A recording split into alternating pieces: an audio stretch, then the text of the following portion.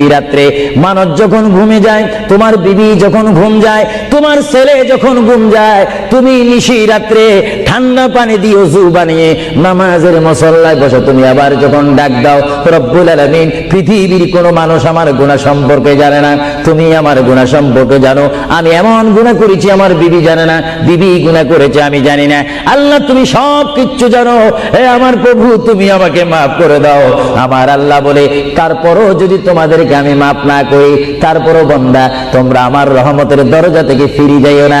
আমি তোমাদেরকে হুকুম দিচ্ছি, ওয়ালাউ আন্নাহুম ইয যালামু আনফুসাহুম জাউকা, বান্দারে যদি গুনাহ করে ফেলো আমার রহমত থেকে মুখ ফিরিয়ে তুমি চলে যাইও না।